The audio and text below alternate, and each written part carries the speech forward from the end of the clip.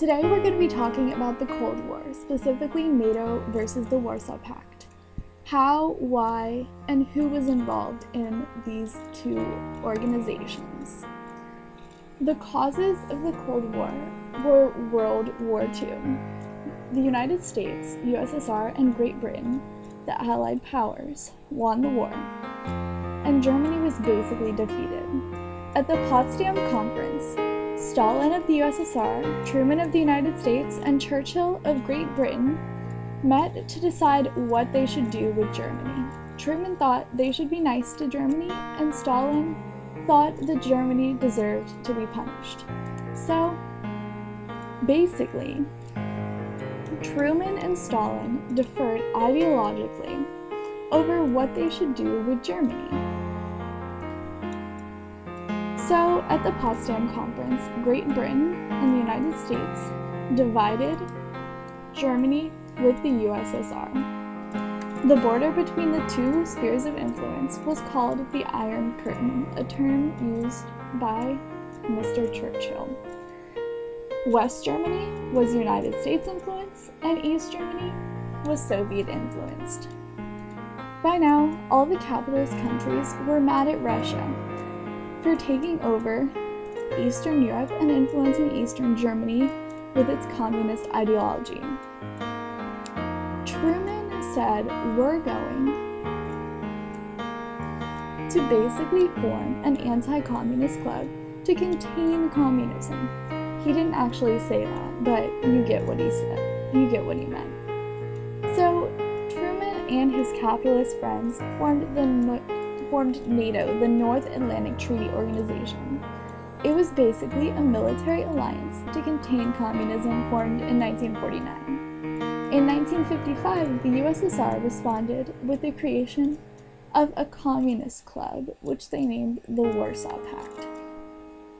All of the communist nations banded together to form an organization that would fight the capitalist influence in Europe.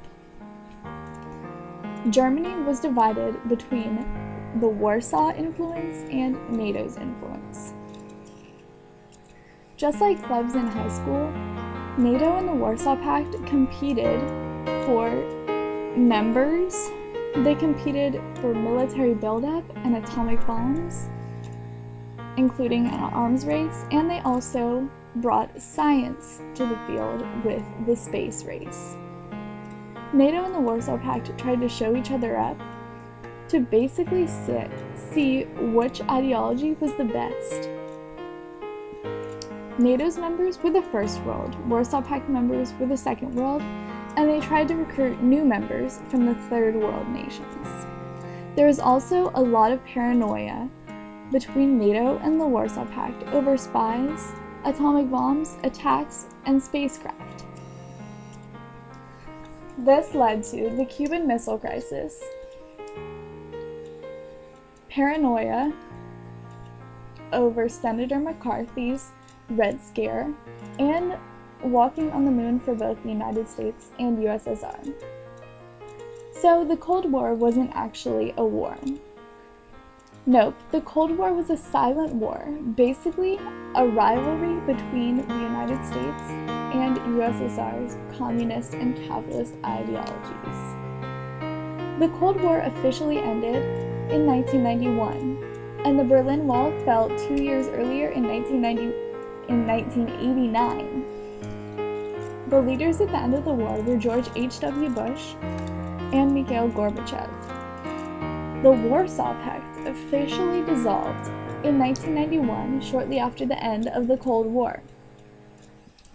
This was because of Eastern Germany's leaving for NATO in 1990. NATO lives on today, and many former Warsaw Pact members have joined NATO. NATO serves today as a peacekeeping organization led by the North Atlantic Council, which is made of representatives from all of its member nations. Its headquarters today are in Brussels, Belgium. This is the end of this video. A quick summary of what I went over today is the Cold War was made of two rival alliances known as NATO and the Warsaw Pact. They were both caused by World War I differences. And while the Cold War and Warsaw Pact ended in 1991, NATO still lives on today.